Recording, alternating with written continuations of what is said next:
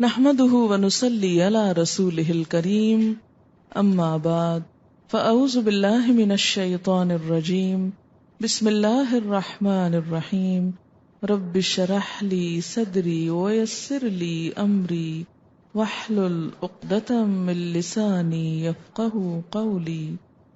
آیت نمبر ہے 116 سورۃ النساء۔ ان اللہ لا یغفر، بے شک اللہ معاف نہیں کرے گا، نہیں بخشے گا، کس چیز کو؟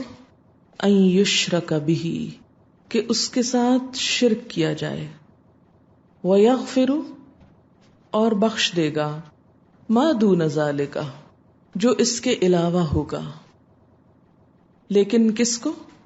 لمن یشاء، جس کو وہ چاہے گا۔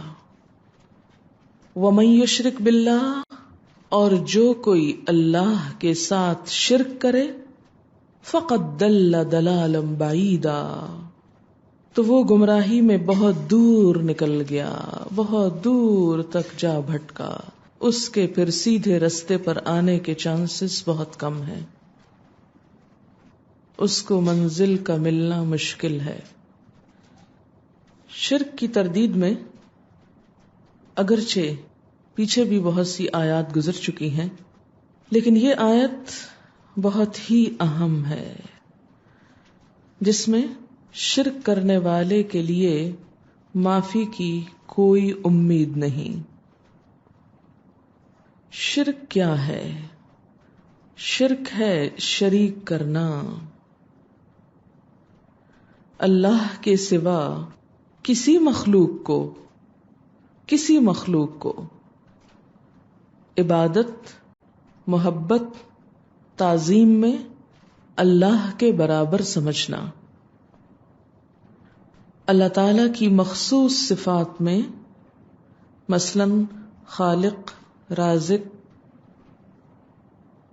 حاجت روا، مشکل کشا، اللہ تعالی کی ان صفات میں کسی اور کو شریک سمجھنا کہ کوئی اور بھی یہ سب کچھ کر سکتا ہے۔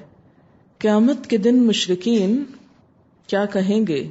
تاللہ ان کننا لفی ضلال مبین اذ نسویکم برب العالمین۔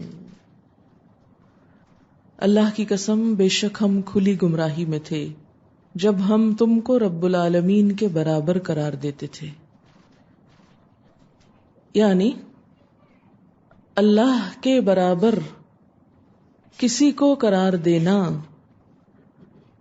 اس کی ذات میں، اس کی صفات میں، اس کے حقوق میں، اس کے اختیارات میں، یہی شرک کہلاتا ہے۔ شرک کو ظلم بھی کہا گیا ہے۔ ظلم کسی کے حق میں کمی کے لیے استعمال ہوتا ہے۔ اللہ کا حق کیا ہے؟ کہ اس کے برابر کسی کو نہ سمجھا جائے، کسی بھی چیز میں، اس کی کسی بھی صفت میں، اس کی ہستی کے کسی بھی پہلو میں۔ اور اگر کوئی ایسا کرے تو وہ ایسے گناہ کا ارتکاب کر رہا ہے کہ جس کی معافی نہیں۔ یاد رکھیے کہ گناہ کئی قسم کے ہیں۔ کچھ ایسے ہیں جو انسان بھول چوک میں خطا کر جاتا ہے اور پھر اس کے بعد نیکی کرتا ہے تو ہر نیکی خطا کو مٹاتی بھی ہے۔ ان الحسنات یذہبن السیئات۔ کچھ گناہ ایسے ہیں کہ جن کے لیے صرف نیکی کرنا کافی نہیں، بلکہ ان کی بطور خاص معافی مانگنا بھی ضروری ہے۔ جب انسان ان گناہوں پر معافی مانگتا ہے تو وہ معاف ہو جاتے ہیں۔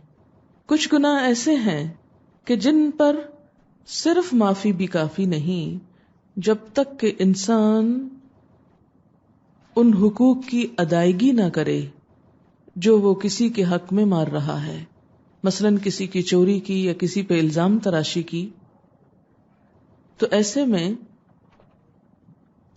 جب تک وہ چیز صاحب حق کو واپس نہ کی جائے، اس کا نقصان نہ پورا کیا جائے، اس شخص سے معافی نہ مانگی جائے جیسے حقوق العباد میں کوتاہی، تو اس وقت تک وہ گناہ معاف نہیں ہوتے۔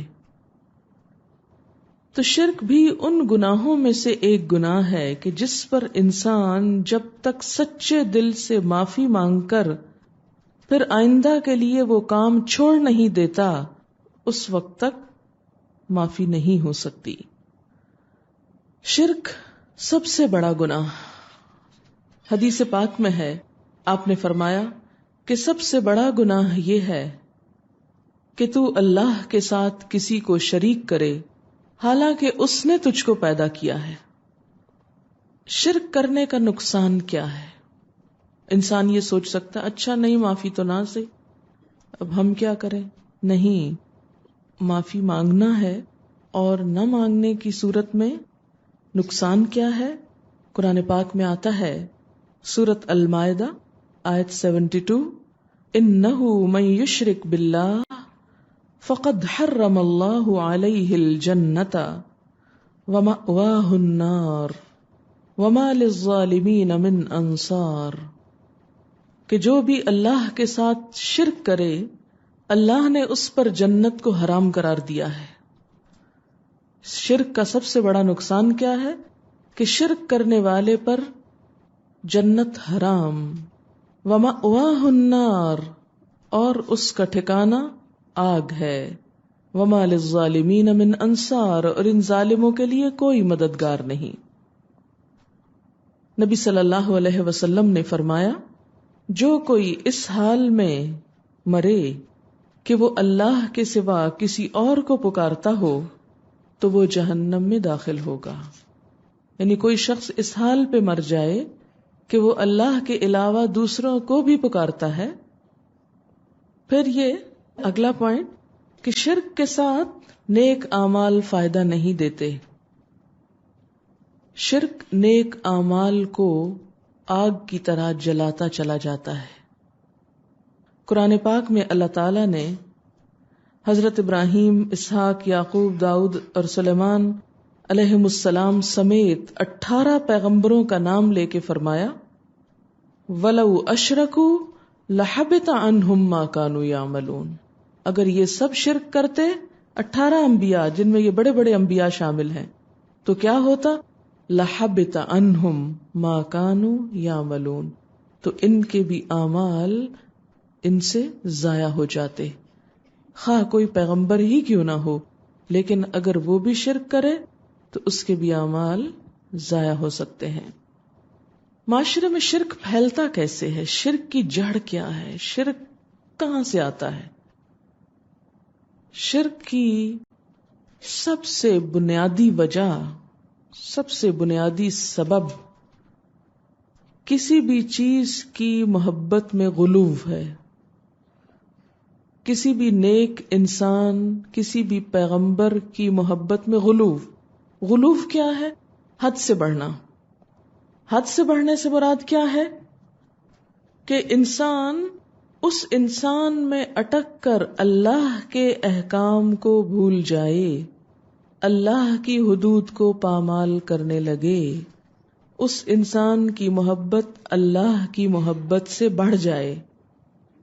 قوم نوح کی مثال آپ کے سامنے ہے کہ ان کے بڑے بڑے بت ود، سواع، یغوث، یعوق، نصر، ان کو وہ پوجتے تھے۔ اور یہ کن کے بت تھے؟ ان کی قوم کے بزرگان دین کے، نیک لوگوں کے، کہ ان کے ہاں جب کوئی شخص بہت نیک ہوتا اور اپنی نیکی میں بہت مشہور ہو جاتا تو پھر لوگ اس کو، اس کی بات کو اللہ کی بات کے برابر قرار دینے لگتے یا اس سے بھی بڑھ کے، اور جب وہ فوت ہو جاتا تو اس کا بت بنا کے پوجنے لگتے، اور کیا کہتے کہ انہوں نے ہم کو خدا سے ملایا ہے لہذا ہمارے خدا یہی ہیں۔ جیسے اردو کا بھی ایک شعر ہے نا، شاید سنا ہو آپ نے، حقیقت میں دیکھو تو خواجہ خدا ہے، خواجہ کے در پہ سجدہ روا ہے، ایک قوالی کا شعر ہے۔ اب یہ کیوں کہتے ہیں؟ خواجہ معین الدین چشتی کی طرف اشارہ ہے، حقیقت میں دیکھو تو خواجہ خدا ہے۔ خواجہ کو خدا کیسے بنا لیا انہوں نے خود سے؟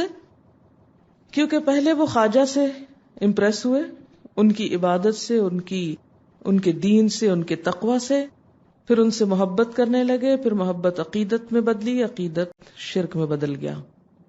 اس کا یہ مطلب نہیں کہ کسی سے محبت نہیں کرنی چاہیے، جہاں اللہ کی خاطر کی ہوئی محبت انسان کو عرش الہی کے سائے تلے جگہ دے گی، وہاں اس محبت میں حد سے بڑھنے سے مراد کیا ہے کہ اللہ کے حکم کو پیچھے چھوڑ دینا اور اس کے حکم کو آگے لے آنا، اللہ کو سجدہ کرنے کی بجائے ان کو سجدہ کرنے لگنا، اللہ سے دعا مانگنے کی بجائے ان کے آگے دعائیں مانگنے لگنا، اللہ کی محبت سے بڑھ کر ان سے محبت کرنے لگنا، کیونکہ قرآن پاک میں آتا نا والذین آمنوا اشد حبا للہ، وہ لوگ جو ایمان لائے اللہ کی محبت میں سب سے زیادہ شدید ہوتے ہیں۔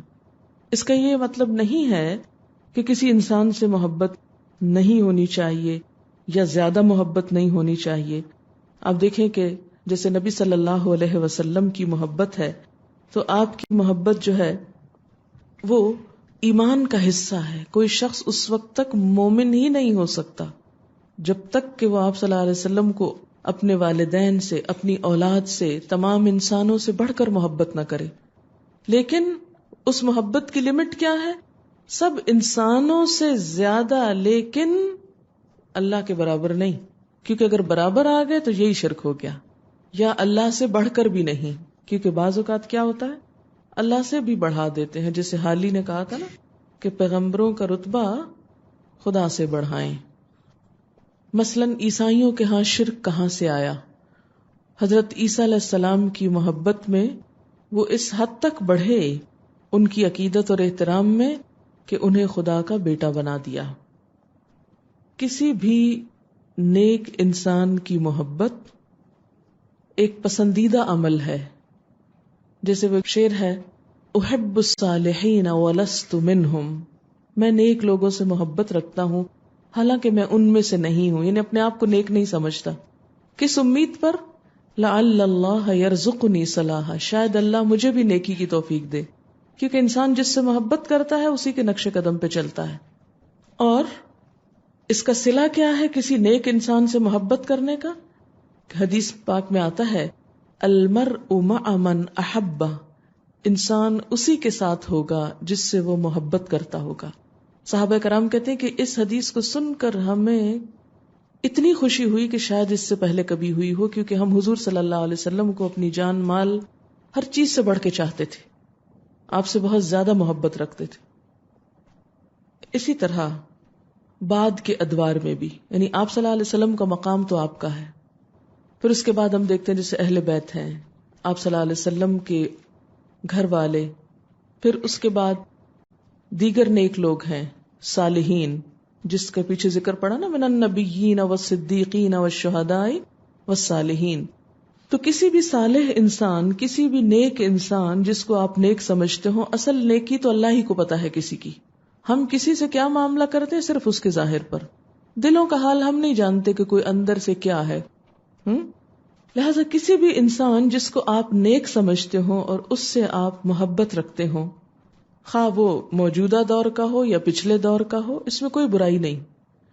مثلا آپ دیکھتے ہیں کہ بعض اوقات جب ہم مسلم ہیروز میں مختلف صحابہ یا صحابیات کا پڑھتے ہیں تو ہماری آنکھوں سے آنسو آ جاتے ہیں، بعض اوقات ہمارے دل میں ان کے لیے ایک بہت محبت پیدا ہوتی، اس میں کوئی حرج نہیں۔ نیک لوگوں سے محبت کرنا، ان کے راستے پہ چلنا، ان کے طریقوں کو اپنانا، ان کو اپنا آئیڈیل بنانا، اس میں کوئی برائی نہیں ہے۔ کیوں؟ اس لیے کہ قرآن پاک میں آتا ہے اہدنا الصراط المستقیم صراط الذین انعمت علیہم، ہمیں سیدھا راستہ دکھا، ان لوگوں کا راستہ جن پر تو نے انعام کیا، یعنی جنہیں تو نے ہدایت دی، جو تیری طرف جاتے ہیں، تجھ سے ملاتے ہیں، تجھ سے جوڑتے ہیں۔ تو کوئی ایسا انسان خواہ ماضی کا ہو، خواہ حال کا ہو، خواہ کسی ملک شہر کا ہو، کوئی بھی انسان جس سے تعلق آپ کو اللہ کی محبت میں اضافے کا سبب بنے، اللہ تعالیٰ کے قرب کا سبب بنے، وہ ساری محبت کیا ہے؟ جائز ہے اور پسندیدہ ہے اور ایک طرح سے عبادت ہے. ایسی ہی محبت عبادت ہے، ہر محبت عبادت نہیں ہوتی. اچھا جی، یہ میں ایک عام جو ہمارے معاشرے میں کانسیپٹ ہے اس کی طرف اشارہ کر رہی ہوں. پھر اس کے بعد اس میں احتیاط کس چیز کی ضروری ہے کہ اگر ہم کسی بھی انسان سے اللہ کے لیے محبت کرتے ہوں تو کبھی ایسا نہ ہو کہ اس انسان کی کسی غلط بات کو ہم صحیح کہنے لگیں یا اس کے کسی غلط عمل کو ہم صحیح کہیں اور اس تعصب میں مبتلا ہو کر اس کے حق میں دلائل دینے شروع کر دیں کہ نہیں چونکہ یہ بات فلاں نے فرمائی ہے اور فلاں میرا پسندیدہ ہے، لہٰذا اگر وہ غلط بھی کہے گا تو میں اس کو بھی صحیح سمجھوں گا. نہیں، کوئی بھی انسان جب اللہ اور اس کے رسول صلی اللہ علیہ وسلم کی بات سے ٹکراتی ہوئی بات کہے تو اس کی بات نہیں لی جائے گی، خواہ والدین ہی کیوں نہ ہو، اولاد ہی کیوں نہ ہو، استاد ہی کیوں نہ ہو، کوئی اور انسان ہی کیوں نہ ہو. کیونکہ جہاں محبت عبادت ہے وہاں محبت میں اعتدال سے بڑھنا شرک کی طرف لے جاتا ہے.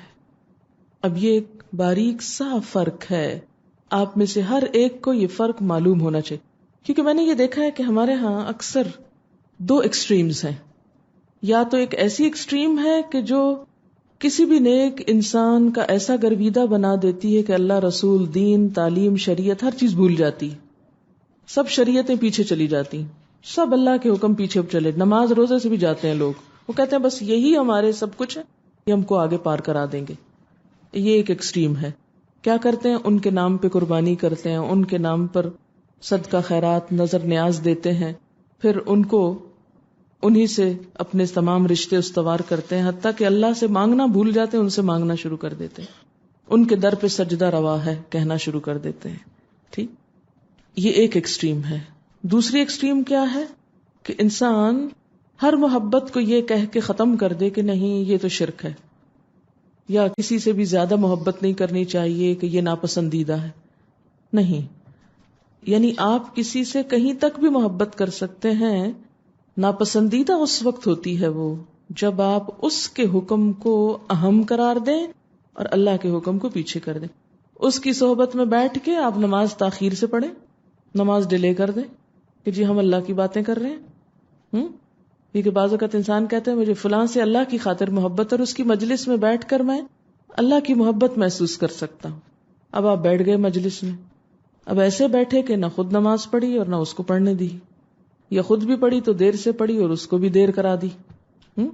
تو کوئی محبت خواہ کتنی بھی اللہ کے لیے ہو، لیکن اگر آپ اللہ کی خاطر محبت کرتے ہیں اور اس محبت میں کوئی قربانی دیتے ہیں، جیسے حضرت اویس قرنی کے بارے میں آتا ہے کہ انہوں نے جب سنا کہ حضور صلی اللہ علیہ وسلم کی دانت مبارک شہید ہو گیا ہے تو انہوں نے اپنا دانت توڑ لیا اتنی دور بیٹھ کے.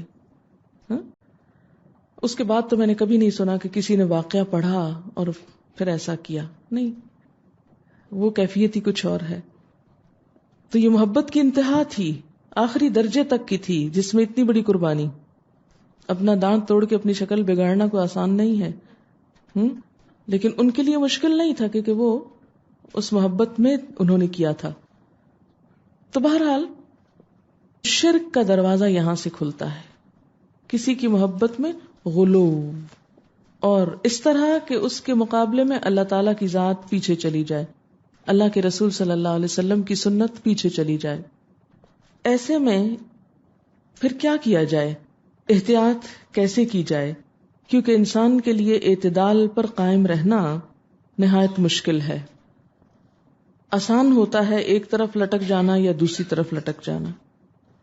آپ دیکھیں نا کہ جب آپ مثلاً چل رہے ہیں، اگر آپ دائیں طرف کسی پہ سہارا لے لیں تو آپ کو چلنا آسان ہے، اگر بائیں کسی طرف لے لیں تو آسان ہے. خود اپنے پاؤں پہ چلنا یا سیڑھیاں اترنا چڑھنا کیا ہے؟ مشقت والا کام ہے. لیکن یہی اعتدال اللہ کو پسندیدہ ہے کہ آپ نہ ادھر جھکیں، نہ اس انتہا پہ نہ اس انتہا پہ، بلکہ اس کے برعکس اعتدال پہ قائم رہیں. اعتدال پہ قائم رہتے ہوئے محبت نہایت پسندیدہ ہے. وہ کاموں کو آسان کر دیتی ہے، نیکیوں کو آسان بنا دیتی ہے. وہ کام جو انسان عقل کے ذریعے سال ہا سال میں نہیں کر سکتا، وہ محبت کے ذریعے وہ ایک جست میں کر جاتا ہے. وہ جیسے اقبال نے بھی کہا تھا کہ بے خطر کود پڑا آتش نمرود میں عشق. اب یہ اقبال کی ٹرم ہے عشق، لیکن بہرحال قرآن اور سنت میں یہ لفظ استعمال نہیں ہوتا. بے خطر کود پڑا، اب میں اگر یہ لفظ کہوں اس وقت کہ یہ عشق جو ہے، یہ لفظ نہیں استعمال ہوتا. اقبال، اب یہیں سے میں آپ کو دلیل دیتی ہوں اقبال ہی کے اس مثال سے. اقبال آپ کا پسندیدہ ترین شاعر ہو سکتا ہے، اس کے شعر بہت اچھے ہو سکتے ہیں، لیکن اگر وہ کہیں کوئی ایسا لفظ استعمال کرتا ہے کہ جس سے ہم اگری نہ کرتے ہوں، تو اب آپ یہ کہیں کہ اس سے تو آپ نے ایک قومی شاعر کی توہین کر دی اور آپ کے خلاف ایک مقدمہ قائم ہونا چاہیے، تو یہ بات درست نہ ہوگی. کیوں؟ یہی تو اصل عقیدت ہے کہ علامہ اقبال کی شاعری سے جہاں ایمان تازہ ہوتا ہو وہ سب درست ہے، لیکن اگر ان کی شاعری، کیونکہ انسان تھے نا، ہم عموماً جب کسی کی عقیدت میں مبتلا ہوتے ہیں تو اس کا ہیومن بینگ ہونا بھول جاتے ہیں، ہم سمجھتے ہیں کہ یہ انسان نہیں ہے. تو وہ ان کا انسان ہونا اور انسان جیسی سوچ رکھنا ایک بالکل نیچرل سی چیز ہے. کسی انسان سے بھی کوئی ایسی بات ہو سکتی ہے، میرے منہ سے بھی کئی ایسے لفظ یا باتیں نکلتی ہوں گی کہ جو بہت اچھی نہ ہو، اس سے زیادہ اچھی باتیں موجود ہوں، لیکن چونکہ ہم انسان ہیں اس لیے ہمارے اندر ضرور کمی کوتاہی ہوگی. لیکن کسی بھی انسان کی کسی ایک کمی کی وجہ سے اس کے سارے خیر کو پھینک نہیں دینا چاہیے، کیونکہ ہم پھر دوسری انتہا پہ جانا چاہتے ہیں. چونکہ اس انسان نے یہ ایک لفظ غلط بولا ہے، لہٰذا اس کی تو ساری بات غلط ہے. جز کو دیکھ کر کل پہ فیصلہ مت کریں کبھی بھی زندگی میں. تو بے خطر کود پڑا آتش نمرود میں عشق، کہ جو عشق یا محبت ہوتی ہے اس کے ذریعے انسان بڑی بڑی قربانی کر سکتا ہے. وہ قربانیوں کو آسان بنا دیتی ہے. عقل ہے محو تماشائے لب بام ابھی، عقل ہے محو تماشائے لب بام ابھی. کیونکہ جب انسان عقل سے یہ بات سوچے کہ میں آگ میں جاؤں کہ نہ، تو وہ کیا ہوگا؟ وہ کنارے پہ کھڑا رہے گا، وہ نہیں جا سکتا. تو دین میں ہمیشہ قربانی کب ہوئی؟ جب اللہ کی محبت غالب آئی، جب رسول اللہ صلی اللہ علیہ وسلم کی محبت غالب آئی، جب آخرت کا احساس غالب ہوا، جب اللہ والوں کی محبت دلوں میں آئی، تو ان کے ساتھ مل کر دین کا راستہ طے کرنا آسان ہو گیا. آپ جب تنہا ایک راستے پر ہوتے ہیں پریشان ہوتے ہیں، لیکن جب آپ دوسروں کے ساتھ مل کر چلتے ہیں تو اس میں خوشگواری آتی ہے، آسانی ہو جاتی ہے. اور وہی کام جو بہت مشکل لگتے ہیں، مثلاً آپ میں سے کئی لوگوں کو صبح کی نیند بہت پیاری ہوگی، لیکن اب اللہ کی محبت میں وہ ساری نیندیں کہاں گئیں؟ ختم ہو گئیں. تو یہ بہت نیچرل بات ہے. ایک بہرحال شرک کی جڑ، شرک کی ابتدا، شرک کہاں سے آتا ہے، اس کا سرا میں نے آپ کو پکڑا دیا. باقی چیزوں پہ آپ خود غور کر لیجئے. ان اللہ لا یغفر ان یشرک بہ ویغفر ما دون ذلک لمن یشاء. یہیں سے پھر وہ ریاکاری بھی آ جاتی ہے نا، جب معاشرے کی انسانوں کی محبت ایسی ہوتی کہ ہر کام ان کو دکھانے کے لیے کرتے ہیں. ہم کوئی نیک کام کر لیں، ہم کو چین نہیں آتا جب تک ہم دوسروں کو بتا نہ چکیں. دکھاوا دکھاوا دکھاوا. اسی لیے آپ صلی اللہ علیہ وسلم نے فرمایا تھا، مسند احمد کی حدیث ہے، ان اخوف ما اخاف علیکم الشرک الاصغر. قالوا وما الشرک الاصغر یا رسول اللہ؟ قال الرياء. کہ سب سے زیادہ جس چیز کے بارے میں تم سے ڈرتا ہوں وہ شرک اصغر ہے. لوگوں نے پوچھا وہ کیا ہے؟ فرمایا ریاکاری، دکھاوا. کہ کسی نیک کام سے خوشنودی کس کی چاہنی چاہیے؟ اللہ کی. یعنی اچھے کام کسی انسان کی خوشی کے لیے نہیں، کسی انسان سے تعریف پانے کے لیے نہیں، کسی انسان سے کچھ فائدہ اٹھانے کے لیے نہیں، دنیا کی تعریف کے لیے نہیں، بلکہ خالصتاً اللہ کی رضا کے لیے. اور ہم کس کو خوش کرنے لگتے ہیں؟ لوگوں کو. کہ ہم اتنا اچھا کام کریں کہ لوگ خوش ہو جائیں، واہ واہ کیا اچھا کام کیا، کتنا قابل انسان ہے. لیکن جب انسان اپنا ٹارگٹ بس اتنا ہی رکھتا ہے نا، اچیومنٹ، بس یہی اچیومنٹ.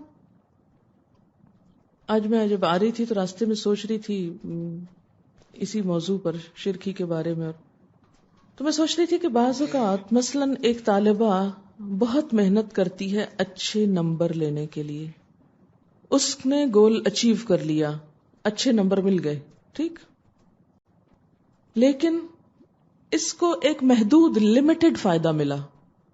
ایک دوسرا شخص ہے، وہ اچھی طرح پڑھ رہا ہے، محنت کر رہا ہے اچھا عمل کرنے کے لیے، خوبصورت عمل کے لیے، بہترین عمل کے لیے. اس کا عمل زیادہ اچھا ہو گیا. اس کا فائدہ کتنا ہوا اس کو؟ لامحدود، بے پناہ، ان گنت. شیطان کا فتنہ یہی ہے کہ وہ ہمیں بہترین سے نیچے لے آتا ہے کہ زیادہ اچھا کام نہ کرو، بس تھوڑا تھوڑا کیا کرو. اگر انسان زیادہ اچھے کام کرنے لگے تو اس کے ہاتھ سے تو سب نکل جائے. نیک کام کر کے بھی بعض اوقات ہم اسی کے ہاتھ میں رہتے ہیں. جب ہماری نیت کسی اچھے کام میں اللہ کی رضا نہیں ہوتی، لوگوں کی خوشنودی ہو جاتی ہے. اسی لیے اس چیز کو بھی شرک قرار دیا گیا. وَمَن يُشْرِكْ بِاللَّهِ فَقَدْ ضَلَّ ضَلَالًا بَعِيدًا، اور جس نے شرک کر لیا وہ تو بہت دور نکل گیا گمراہی میں، بہت زیادہ بھٹک گیا، بہت دور چلا گیا. اور جب کوئی کسی رستے پر بہت دور چلا جائے، یعنی اپنا اصل ایڈریس چھوڑ کر کسی اور طرف نکل گیا اور بہت دور چلا گیا، تو پھر انسان عموماً کیا سوچتا ہے؟ چلو اب ادھر ہی گھر بنا لیتے ہیں، اب وہ اصل منزل تو گئی، چلو اب یہی ٹھیک ہے. تو یہ ایسا ہی ہے جیسے کیلے کے چھلکے پر پھسل کر انسان ادھر ہی لیٹ جائے. ان يدعون من دونه الا اناثا. اب عربوں کے شرک کی ایک قسم بتائی گئی. نہیں وہ پکارتے، یعنی شرک میں کیا آتا ہے؟ غیر اللہ کو پکارنا. نہیں وہ پکارتے اللہ کے سوا، من دونہ سے مراد کیا ہے؟ اللہ کے سوا. الا اناثا، مگر دیویوں کو. دیویاں، دیو کی مونس نہیں، دیوتا کی ہے. ایک دیو ہوتا ہے نا، اور ایک دیوتا ہوتا ہے، ٹھیک. تو دیویوں کو پکارتے ہیں. دیویوں سے مراد کون ہے یہاں؟ لات، عزا، منات، نائلہ، اساف. یہ نام ہے ان کی دیویوں کے. یہ کون تھے دیویاں ان کی؟ کہتے ہیں کہ دراصل وہ فرشتوں کو پوجتے تھے، اور فرشتوں کو وہ عورتیں سمجھتے تھے، اور فرشتوں کو اللہ کی بیٹیاں سمجھ کر ان کی پوجا کرتے. وَإِن يَدْعُونَ، اور نہیں وہ پکارتے، إِلَّا شَيْطَانًا مَرِيدًا، مگر سرکش شیطان کو. یعنی اصل میں تو وہ کس کو پکارتے ہیں؟ یہاں کسی کو پکارنا کس لیے؟ مدد کے لیے. اچھا آپ کہیں گے اوہ پھر تو میں ہر روز کسی نہ کسی کو پکارتی ہوں، ادھر آؤ میرا یہ کام کر دو، یہ مجھے بتاؤ. دن میں آپ پتہ نہیں کتنی دفعہ لوگوں کو پکار رہے ہوتے ہیں، بائی نیم پکار رہے ہوتے ہیں، او فلاں ادھر آؤ. تو کیا یہ شرک ہو گیا؟ یا کسی سے مدد لینا شرک ہو گیا کہ آپ نے غیر اللہ سے مدد لے لی؟ آپ کو چاہیے تھا گھر بیٹھ کے اللہ تعالیٰ سے کہتے اللہ تعالیٰ میں تو صرف آپ کو پکارتی ہوں، لہٰذا آپ بندوبست کر دیں کہیں سے. نہیں، یہ شرک نہیں ہوتا. اسباب کا اختیار کرنا شرک نہیں. اسباب کا، مادی اسباب کا اختیار کرنا شرک نہیں. مادی اسباب کیا ہوتے ہیں؟ انسان مادی چیز ہے. کسی انسان کو کہنا ادھر آؤ، یہ نیچے چیز گر گئی اٹھا دو مجھ کو، یہ شرک نہیں ہے. آپ نے پکارا ایک کو اور اس سے مدد طلب کی، اس نے آپ کی مدد کر دی. تو پھر کون سا پکارنا شرک ہوا؟ اور پکارنے میں کیا پکارنا شرک ہے؟ وہ پکارنا جو غائبانہ طور پر ہو، اسباب کے بغیر ہو، غیبی ذرائع سے. مثلا آپ میں سے کوئی یہ کہے، جیسے میں اسلام آباد گئی تھی تو آپ میں سے کوئی آ کے یہ کہے کہ آج رات میں نے میڈم کو پکارا اور وہ غائبانہ طریقے سے آئیں اور انہوں نے مجھے اگلا سبق پڑھا دیا، جو کہ میرا وجود وہاں تھا۔ اب یہی شرک ہے کہ ایک شخص کا وجود کہیں ہے اور ہم اس کو کیا سمجھ رہے ہیں کہ نہیں وہ ہمارے پاس اور ہماری مدد کر رہا ہے، وہ ہمارے ساتھ ساتھ ہے، اور وہ غائبانہ طریقے سے ہماری مدد کرتا ہے۔ کسی بھی انسان کے بارے میں، کسی بھی بزرگ کے بارے میں، مثلا کسی بھی اولیاء اللہ کے بارے میں یہ سمجھنا کہ ان کی اتنی قوت ہے کہ وہ بغیر کسی سبب کے بھی مدد کر لیتے ہیں۔ انسان تو اسباب میں بندھا ہوا ہے نا، اگر یہاں سیڑھی نہ ہو تو اوپر چڑھنا مشکل ہے۔ انسان اسباب میں بندھا ہوا ہے، لیکن اگر کسی کے بارے میں یہ سمجھا جائے کہ وہ کسی سبب کے بغیر وہ کام کر لیتا ہے تو یہاں سے شرک کا دروازہ کھلتا ہے۔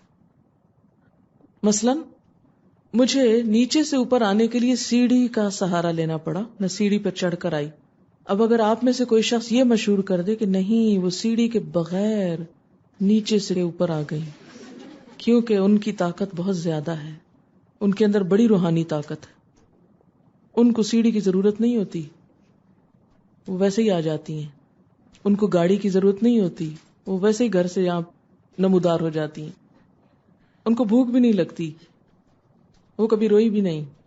تو وہ تمام صفات جو انسان میں ہوتی ہیں، وہ ساری کمزوریاں جو انسان میں ہوتی ہیں، کسی انسان کے بارے میں یہ سوچ لینا کہ نہیں اس میں تو یہ کمزوری ہے ہی نہیں، اس میں تو یہ ہے نہیں چیز۔ جیسے ہم لوگ کیا کہتے ہیں کہ نبی صلی اللہ علیہ وسلم کا سایہ ہی نہیں تھا، کتنی مشہور ہے یہ بات، بھئی کیوں نہیں تھا؟ اس سے کسی کی شان میں کیا اضافہ ہوتا ہے سایہ ہو یا نہ ہو؟ پھر اسی طرح تو گویا اسباب کے ساتھ کسی سے مدد لینا، کسی کو کہیں کہ آپ مجھے لکھ دیں تو اس نے قلم اٹھایا اور لکھ دیا، اب کوئی کہے کہ نہیں وہ قلم کے بغیر لکھ لیتا ہے، تو یہ چیز جو ہے اس میں شرک ہونے لگتا ہے، کیونکہ یہ صفت صرف اللہ کی ہے کہ وہ اس کو کسی سہارے، کسی سبب، کسی مدد اور کسی ذریعے، طریقے، وسیلے کی اس کو کوئی ضرورت نہیں کہ وہ کسی چیز کے ہاتھوں مجبور ہو، کہ وہ اس کے سہارے کے ساتھ کام کرے۔ پھر سوال یہ پیدا ہوتا ہے کہ کیا ہمارے ہاں بھی شرک پایا جاتا ہے ہمارے معاشرے میں؟ اللہ تعالیٰ فرماتے میں نہیں کہتی کچھ بھی، آپ نے کیوں فتویٰ دے دیا؟ ہم کو خود نہیں فتوے دینے چاہیے، قرآن سے پوچھنا چاہیے۔ اللہ تعالیٰ فرماتے ہیں وَمَا يُؤْمِنُ أَكْثَرُهُمْ بِاللَّهِ إِلَّا وَهُمْ مُشْرِكُونَ، اور ان میں سے اکثر اللہ کو مانتے ہیں مگر اس طرح کہ اس کے ساتھ دوسروں کو بھی شریک کر لیتے ہیں۔ اس لیے بہت ہی کیئرفل رہنے کی ضرورت ہے۔ اسی وجہ سے آپ صلی اللہ علیہ وسلم کی امت میں سے 70,000 لوگ ایسے ہوں گے جو بے حساب جنت میں بھیجے جائیں گے۔ وہ کون ہوں گے؟ جو شرک نہ کریں گے۔ کسی شخص کے مشرک ہونے کی یا شرک پر ہونے کی علامت کیا ہے؟ اب یہ علامتیں دوسروں میں خدا کے لیے نہ ڈھونڈے، اپنے اندر ڈھونڈے۔ یہ ٹیسٹ ایک دے رہی ہوں، اور یہ ٹیسٹ بھی قرآن ہی سے ہے۔ کیا علامت ہے؟ قرآن پاک میں آتا ہے وَإِذَا ذُكِرَ اللَّهُ وَحْدَهُ، جب ایک اللہ کی بات کی جاتی اشمئزت قلوب الذین لا یؤمنون بالآخرہ، تو ان لوگوں کے دل جو آخرت پر ایمان نہیں لاتے تنگی محسوس کرتے ہیں کہ بس صرف اللہ کی بات کریں، کسی بزرگ کی کرامت نہیں بولی جا رہی، کسی کے معجزے کا ذکر نہیں، کسی اور کی طاقت نہیں، بس صرف اللہ ہی کی طاقت بتاتے ہیں۔ وَإِذَا ذُكِرَ الَّذِينَ مِن دُونِهِ إِذَا هُمْ يَسْتَبْشِرُونَ، وہ خوش کب ہوتے ہیں؟ جب اللہ کے سوا اوروں کا ذکر کیا جاتا ہے تو خوش ہو جاتے ہیں۔ اب ہم میں سے ہر ایک صرف اپنے دل پہ جھانکے، کیونکہ یہ دل کا معاملہ نا کہ ہم کس کے ذکر سے خوش ہوتے ہیں اور کس کے ذکر پر خوشی نہیں ہوتی، یہ کسی اور کو نہیں پتہ چل سکتا، یہ دل کی کیفیت کا نام ہے۔ مراد اس سے کیا ہے کہ جب کسی قوت، طاقت، قدرت، بڑائی، علم، کسی بھی ایسی صفت کا ذکر ہوتا ہے جو ہم کہیں کہ صرف اللہ ہی ایسا کر سکتا ہے، تو وہ ناراض ہوتے ہیں کہ یہ کیوں کہتے ہیں آپ کہ صرف اللہ کر سکتے، وہ فلاں بزرگ بھی کر سکتے ہیں، وہ نبی بھی کر سکتے ہیں، وہ بھی کر سکتے ہیں، وہ بھی۔ تو یہاں سے پتہ چل جاتا ہے کہ دال میں کالا ہے۔ جو ایمان والا ہوتا ہے وہ صرف اللہ پہ بھروسہ کرتا ہے، وَعَلَى اللَّهِ فَلْيَتَوَكَّلِ الْمُتَوَكِّلُونَ، اللہ ہی پر توکل کرنے والوں کو توکل کرنا چاہیے. ایک اور جگہ پر ایمان والوں کو اللہ پر بھروسہ کرنا چاہیے. اب دیکھیں کہ مشرکین مکہ جو تھے، جن کو مشرک کہا گیا، وہ بھی اللہ کو مانتے تھے، اللہ کو الہ مانتے تھے. ان کا شکوہ کیا تھا حضور صلی اللہ علیہ وسلم سے؟ ناراضگی کیا تھی؟ اجعل الآلہۃ الہا واحدا ان ھذا لشیء عجاب. اس نے تو سب الہوں کا بس ایک ہی الہ بنا دیا، سب کو ختم کر کے بس ایک ہی خدا بتاتا ہے. یہ تو بڑی عجیب بات ہے. مشرکین کو بھی جب کہا جاتا تھا کہ اللہ کے سوا کسی اور کو نہ پکارو، کسی سے مدد نہ مانگو کہ وہ غائبانہ طور پہ تمہاری مدد کرے گا، کسی اور سے ایسی محبت نہ کرو جیسی اللہ سے کی جانی چاہیے، تو وہ کیا کہتے تھے؟ نہیں، ما نعبدہم، ہم ان کی نہیں عبادت کر رہے، الا لیقربونا الی اللہ زلفی، مگر اس لیے کر رہے ہیں کہ وہ ہمیں اللہ سے قریب کرتے ہیں.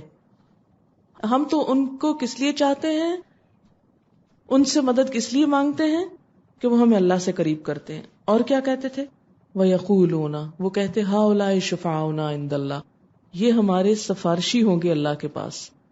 ہم تو ان سے اس لیے عقیدت رکھتے ہیں.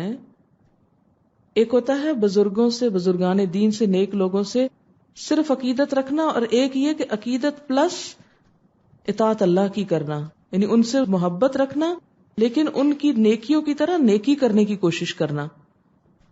یہ دوسری چیز تو جائز ہے، لیکن محض عقیدت اس لیے رکھنا کہ یہ ہماری سفارش کریں تو یہ درست نہ ہوگا. ما نعبدہم الا لیقربونا الی اللہ زلفی وہؤلاء شفعاء. یہ الگ الگ آیتیں ہیں، دوسری سورۃ یونس کی، پہلی سورۃ زمر کی تھی. وَيَقُولُونَ هَؤُلَاءِ شُفَعَاؤُنَا عِندَ اللَّهِ، کہتے ہیں یہ اللہ کے ہاں ہمارے سفارشی ہیں. مشرکین مکہ بے جان بتوں کی پوجا کرتے، ان کے نام پہ قربانی کرتے، ان کے آگے سجدہ کرتے. خانہ کعبہ میں جب طواف ہوتا تو اس میں 360 بت رکھے ہوئے تھے، اس کے ارد گرد گھومتے پھرتے.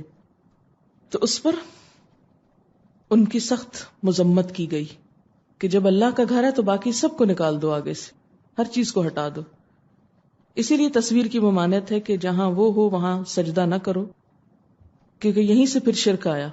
یہ جو بہت زیادہ اس پہ سختی بعض اوقات ملتی ہے نا، کہ آپ پریشان ہونے لگتے ہیں کہ کیوں اتنا، تصویر کیا کہتی ہے، ہمارے پیاروں ہی کی تو ہیں جو گھر میں لٹک رہی ہیں، تو کیا وجہ ہے کہ ہم نماز نہ پڑھ سکے وہاں. کیونکہ یہ عمل ملتا جلتا ہے نا مشرکین کے عمل سے، کہ وہ کیا کرتے تھے کہ بتوں کو سامنے رکھ کے عبادت کرتے تھے. تو اسلام نے آ کے اس چیز سے منع کیا کہ کوئی ایسا کام کیا جائے جس سے پھر اسی شرک کی طرف امت چل پڑے. اور وہ بے جان بتوں کی عبادت کرتے تھے. اور ہماری امت میں بھی کیا ہوتا ہے کہ فوت شدہ بزرگان کے نام پہ قربانی ہوتی ہے، ان کے مزاروں پہ جا کے خاص طور پر ذبح کیا جاتا ہے، یا صدقہ خیرات کیا جاتا ہے، یا ان کے نام پر مال دیا جاتا ہے، یا بھینسوں کا دودھ جمع کر کے پتہ نہیں کون سی کچھ کیا جاتا ہے، کھیر پکائی جاتی ہے اور کھائی جاتی. بہت سے طریقے ہیں. اور اس میں کیا کہتے ہیں کہ ان کی روح کو خوش کرنے کے لیے. بھی کس لیے خوش کرنا ہے ان کو؟ خوش تو اللہ کو کرو کسی بھی نیکی کے کرنے. اگر آپ کوئی کام مجھے خوش کرنے کے لیے نیکی کا کر رہے ہیں کہ میں نماز پڑھوں تاکہ میڈم خوش ہو جائیں، تو یہ نماز کوئی نماز ہے کہ جو آپ مجھے خوش کرنے کو پڑھ رہے؟ میں کون ہوتی ہوں اس بارے میں جو عبادت اللہ کی اس پر میری خوشی دیکھی جائے؟ یہ تو ظلم ہے نا، ظلم. جب عبادت اللہ کی تو خوشی بھی اللہ ہی کی، کسی انسان کی نہیں. تو کسی کے ڈر سے نماز پڑھ لے انسان، یا کسی کی خاطر، کسی کی شرم و شرمی کہ یہ کیا کہے گا. اگر آپ پڑھتے ہیں تو پڑھیں، ہر جگہ پڑھیں. نہیں پڑھتے تو صرف کسی کی خاطر نہ پڑھیں کہ اللہ کی شرم تو ہم کو نہ ہو مگر بندوں کی شرم ہو ہم کو. یہی شرک ہے نا پھر، کہ بندوں کو ہم نے زیادہ اہمیت دے دی اللہ کی نسبت.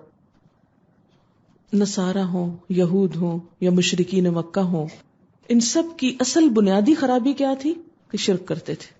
اور اسلام میں سب سے پہلے جس چیز کی اصلاح ہونی چاہیے وہ کیا ہے؟ شرک کا خاتمہ.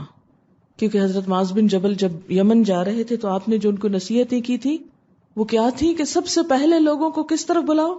اللہ کی طرف بلاؤ، پھر نماز، پھر زکوٰۃ، پھر اور چیزیں.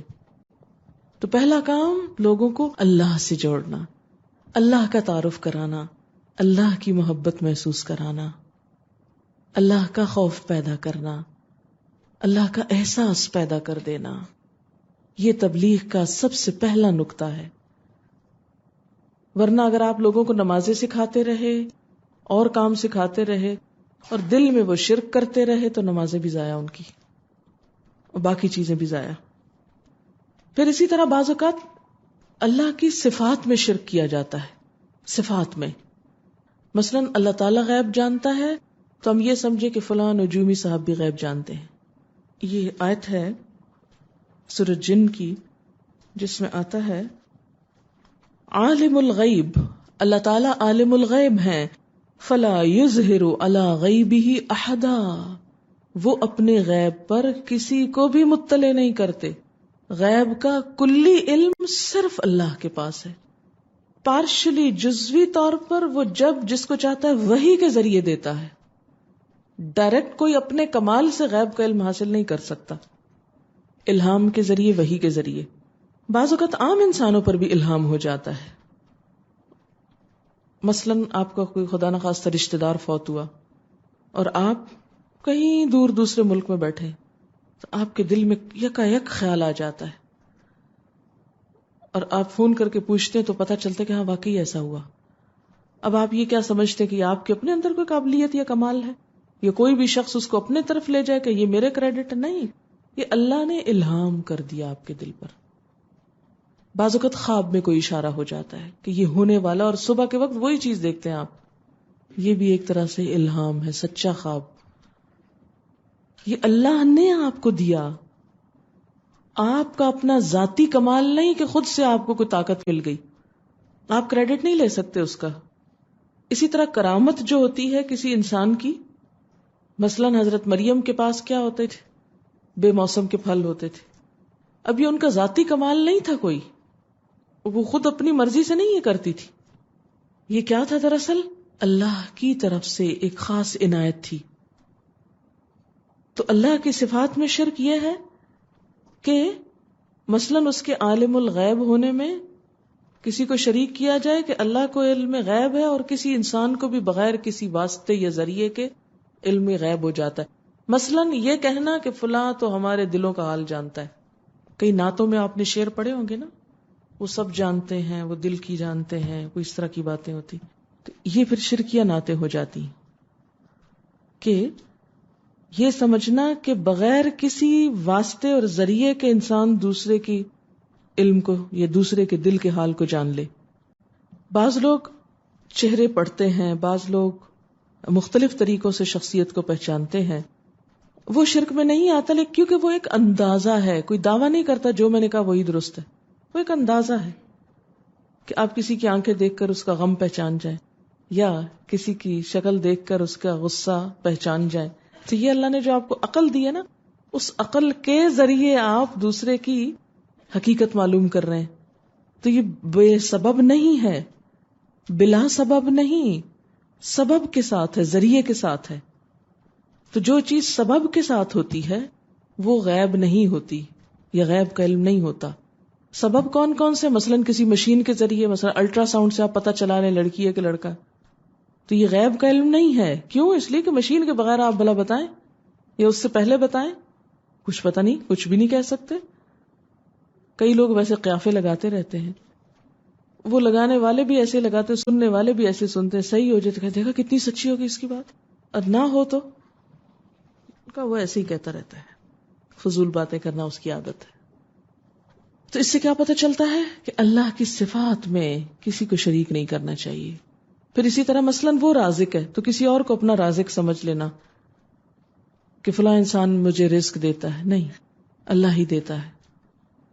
مثلا آپ کہیں کہ میری زمینیں میرے رزق کا سبب ہے. آباد علاقے اجڑ جاتے ہیں جب پانی نہیں برستا، زمین پانی نہیں نکالتی، انسان ختم ہو کے رہ جاتے ہیں. ایتھوپیا میں جو کچھ ہوا یہ کیوں ہو گیا؟ اگر آپ رزق دیتے تھے تو کدھر سو گئے آپ؟ چل کے دیتے نا سب کو، ان کو مرنے نہ دیتے آپ، لیکن آپ نہیں بچا سکے. تو جب تک اللہ نے دیا وہ خوشحال ہوئے، زندہ رہے، سب کچھ ہوا. اس نے پانی روک دیا، جیسے قرآن میں آتا ہے کہ ان اصبح ماؤکم غورا فمن یاتیکم بماء معین، اگر وہ تمہارا پانی زمین میں گہرائی میں لے جائے تو بہتا پانی کون لائے گا؟ کوئی نہیں لا سکتا.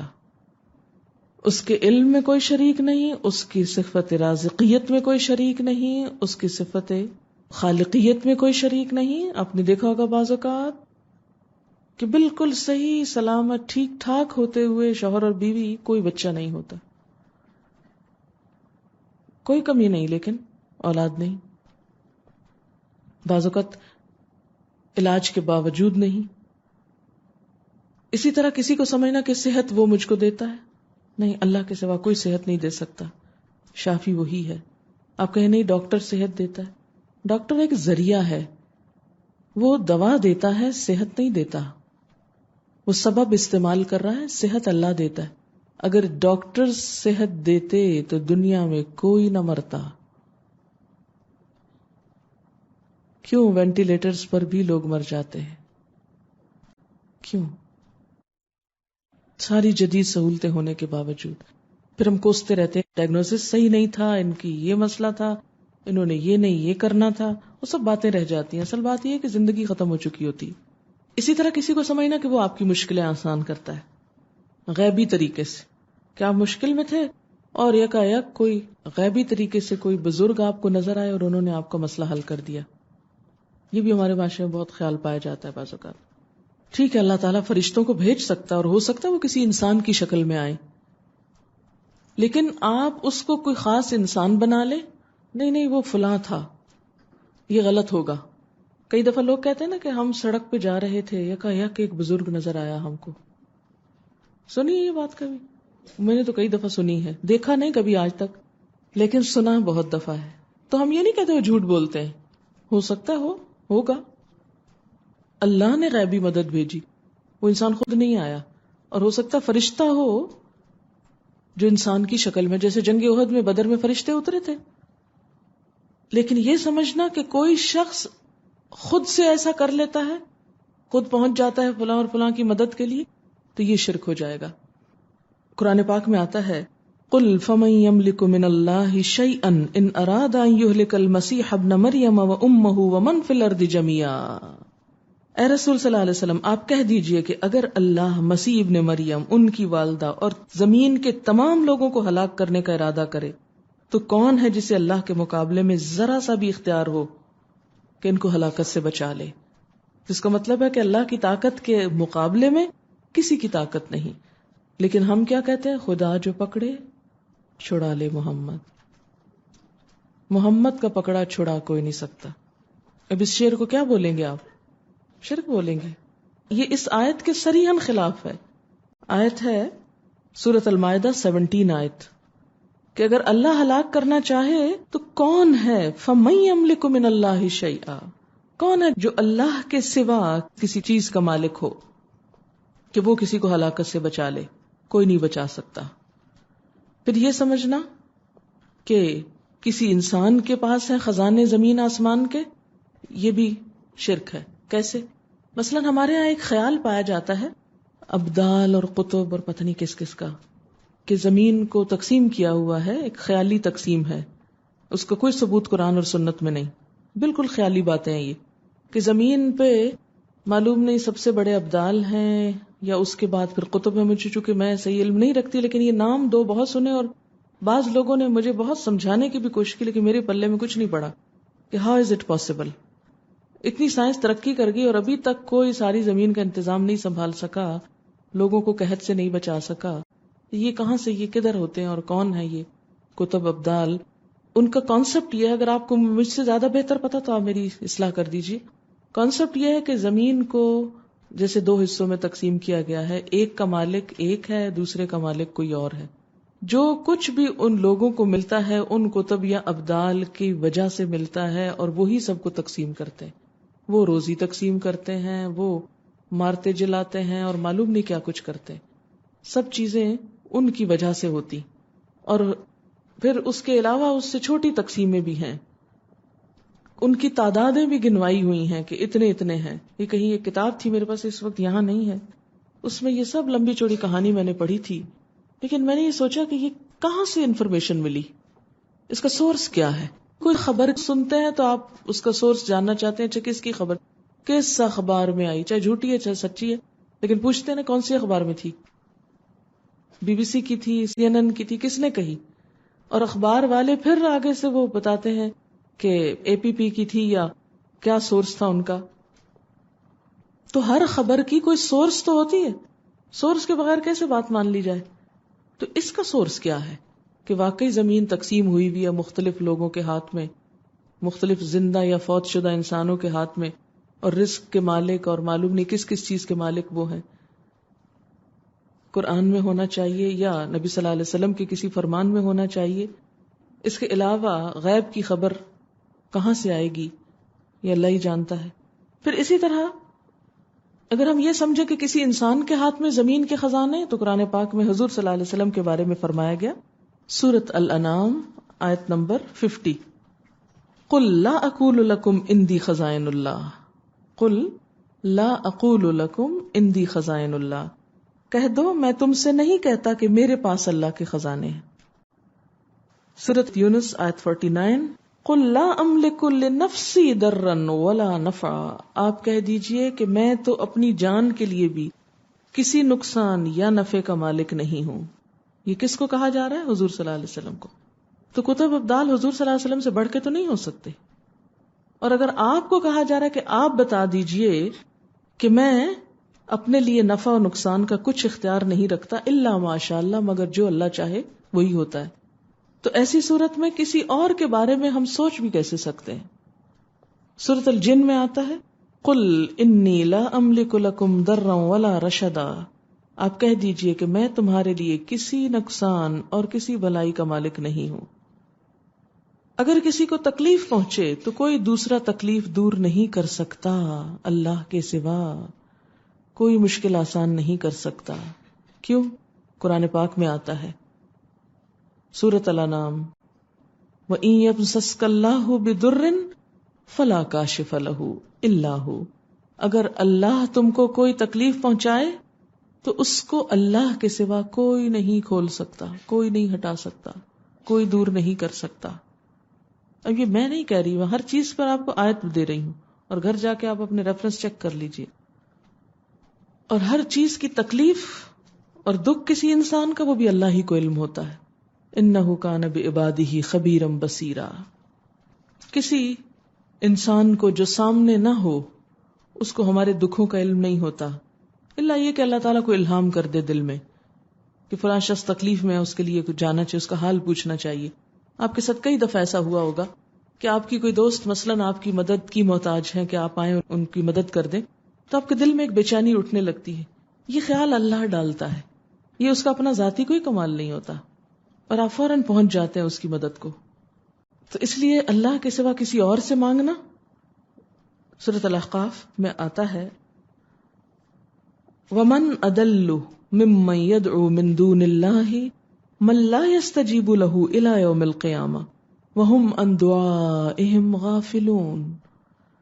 اور اس شخص سے زیادہ گمراہ اور کون ہوگا جو اللہ کے سوا کسی ایسے کو پکارے جو قیامت تک بھی اسے جواب نہ دے سکے, اور وہ ان کی پکار ہی سے غافل ہو, اس کو یہ بھی نہ پتا ہو مجھے کوئی پکار رہا ہے. آپ دیکھیں نا کہ بچے جب روتے ہیں تو کس کو پکارتے ہیں, کیا کہتے ہیں؟ ماں کو پکارتے ہیں نا, ہائے اماں, ہاں کہتے ہیں نا. اب اگر اس وقت خدا نخواستہ میرا یا آپ میں سے کسی کا بچہ رو رہا ہو اور ہائے اماں کر رہا ہو تو کس کس کو پتا ہے کسی کو پتا نہیں. ایون یہ کہ اگر وہ اس عمارت کے باہر نیچے سڑک پہ کھڑا ہو کے کر رہا ہو تو ہمیں تب بھی نہیں پتا ہوتا. آپ جب گھر جاتے ہیں کہتے ہیں اچھا کیا ہوا اس کو, کیوں رویا, کتنا رویا, کب رویا. بھی اگر آپ کو پہلے سے پتا ہو تو آپ یہ باتیں کیوں پوچھیں؟ ایسا کیوں ہے؟ اس لیے کہ ہماری سننے کی, دیکھنے کی, بولنے کی قوت محدود ہے. اور آپ کتنے بھی نیک ہوں, کبھی ہو سکتا ہے اللہ تعالیٰ آپ کو کوئی آواز سنوا دے اپنی قدرت سے, تو وہ بھی اللہ کی اصل قدرت ہے. بعض اوقات ایسے ہوتا ہے نا کہ آپ کو یوں کسی کا رونا سنائی دے رہا ہوتا ہے, فیلنگ ایسی آ رہی ہوتی ہے, ایسی ہوتی ہیں مثالیں. اب ان مثالوں کو جھٹلا بھی نہیں سکتے ہم کہ نہیں یہ تو غلط ہی کہہ رہا ہے, اس کو تو ہیلوسینیشن ہو رہی ہے کیسے. یہ کیا ہوتا ہے کہ اللہ اپنی قدرت سے جس کو جو چاہے سنوا دے. تو پھر قدرت اصل میں کس کی؟ اللہ ہی کی قدرت ہے کہ وہ چاہے تو ہو سکتا کسی کو بھی دے دے, کچھ دے دے, کچھ بھی عنایت کر دے. لیکن وہ اس کا ذاتی کمال نہ ہوگا، وہ اصل قدرت اللہ ہی کی ہوگی۔ دکھوں میں، تکلیفوں میں کون دعا سنتا ہے؟ قرآن پاک میں آتا ہے امن یجیب المضطر اذا دعاہ ویکشف السوء، کون ہے جو مصیبت زدہ کی دعا سنتا ہے جب وہ اس کو پکارے، اور کون اس کی تکلیف کو دور کرتا ہے؟ پوچھا گیا ہے تو جواب آپ کو دینا ہوگا، اللہ۔ نبی صلی اللہ علیہ وسلم تو اپنے بارے میں فرماتے ہیں وَلَوْ كُنْتُ أَعْلَمُ الْغَيْبَ، اگر میں غیب جانتا ہوتا لَاسْتَكْثَرْتُ مِنَ الْخَيْرِ، تو میں اپنے لیے بھلائیاں کثرت سے جمع کر لیتا، وَمَا مَسَّنِيَ السُّوءُ، اور مجھے کوئی تکلیف نہ آتی۔ یہ بھی سورۃ الاعراف کی آیت ہے۔ اب سوال یہ پیدا ہوتا ہے کہ حضور صلی اللہ علیہ وسلم اگر عالم الغیب نہیں تو وہ مستقبل کی پیشن گوئیاں کیسے کی انہوں نے؟ آپ کی کئی پیشن گوئیاں ہیں نا، مثلاً یہ کہ میری امت 73 فرقوں میں بٹ جائے گی، مثلاً یہ کہ ایک حدیث میں آتا نا ایک وقت ایسا آئے گا کہ عرب کا صحرا ہے یہ پھر سے گل و گلزار بن جائے گا، باغ بن جائے گا۔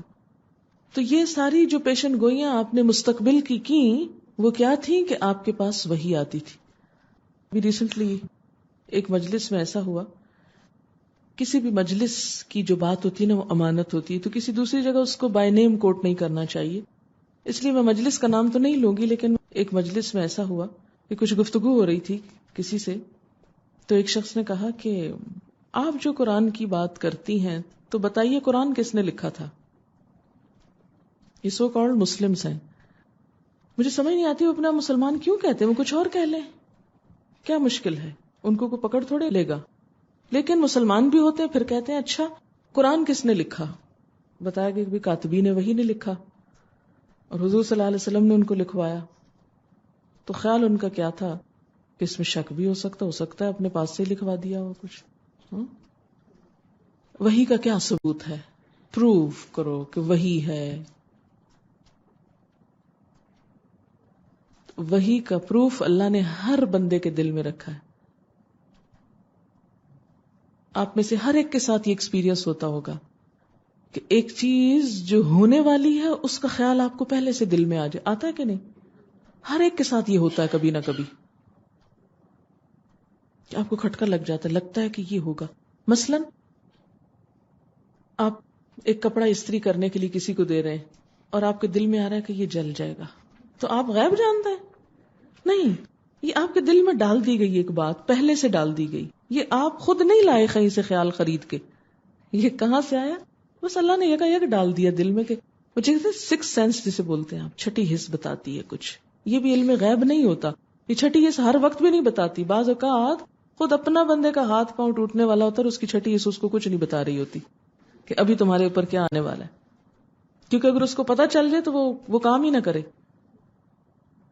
تو یہ چھٹی حص ہو یا ساتویں، ان سب کے دائرے محدود ہیں، اور وہ صرف اللہ کے اذن سے اتنی دیر کے لیے کسی کے لیے کچھ اشارے کی طرح کوئی کوند آتی ہے اور ختم ہو جاتی، اور اس کو بھی جب تک وہ ہو نہ چکے اس خیال کو بھی آپ کیا نہیں کرتے، سرٹیفائی نہیں کرتے، سچ نہیں سمجھتے، ہے نا؟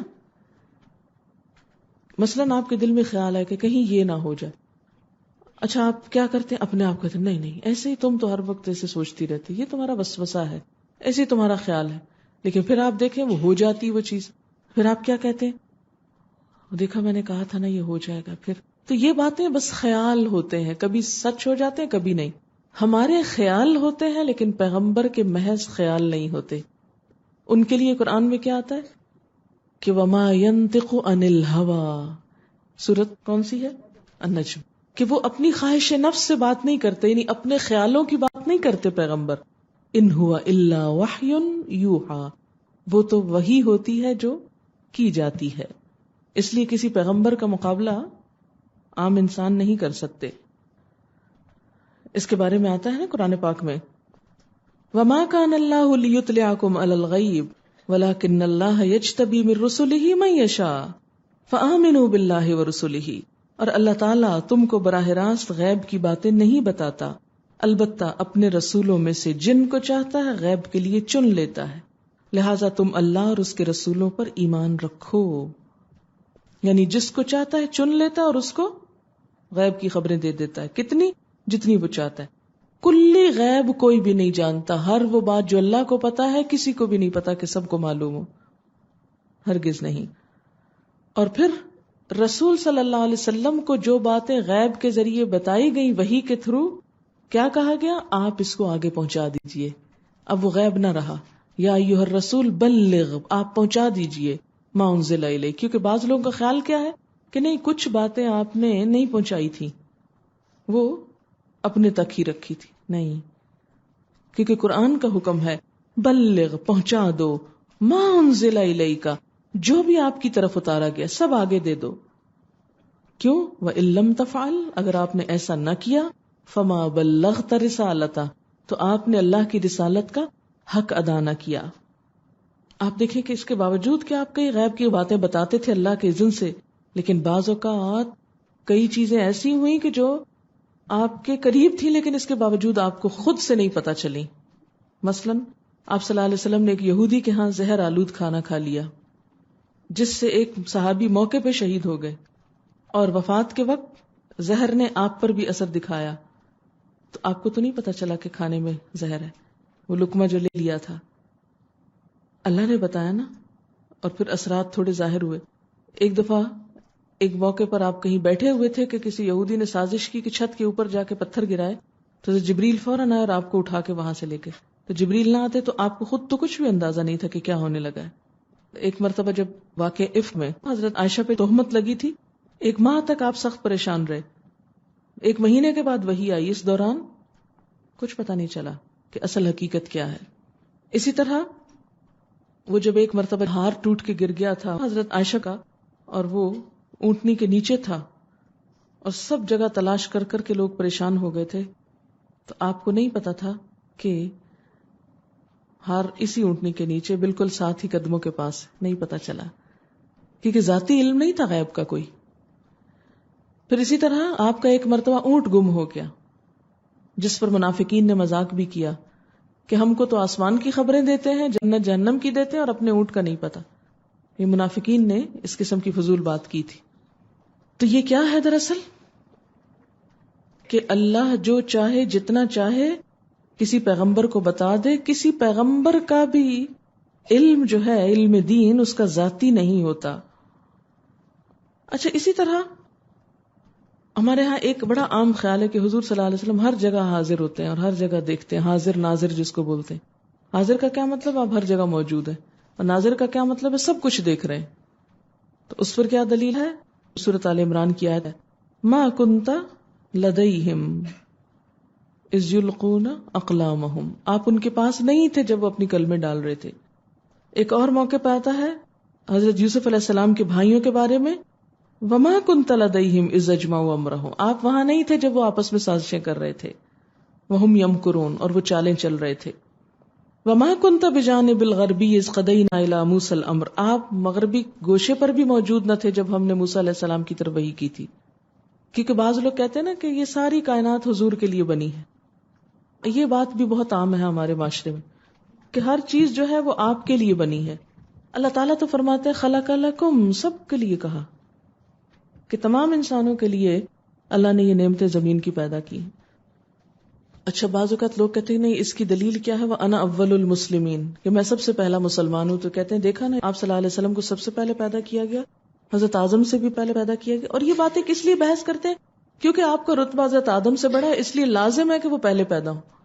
حالانکہ گھر میں بعض اوقات سب سے چھوٹا بچہ سب سے زیادہ قابل ہوتا ہے کہ نہیں؟ سب سے زیادہ ذہین ہوتا ہے اور بڑا ہو کر بڑا نام پیدا کرتا ہے. اب آپ کہیں کہ اس کی شان میں گستاخی ہے کہ اس کو سب سے چھوٹا بھائی مانا جائے، اس کو تو کسی طریقے آپ سب سے پہلا نمبر قرار دیں. اس سے کسی کی بڑائی میں کیا فرق آ جاتا ہے کہ اگر وہ پہلے پیدا ہو جائے یا بعد میں پیدا ہو جائے. پھر اسی طرح یہ کہنا کہ انا اول المسلمین سے یہ دلیل لینا، تو وہ حضرت موسیٰ اور ان کے ساتھیوں نے بھی کہا تھا ان کننا اول المومنین، کہ بے شک ہم پہلے ایمان لانے والے. کون پہلے؟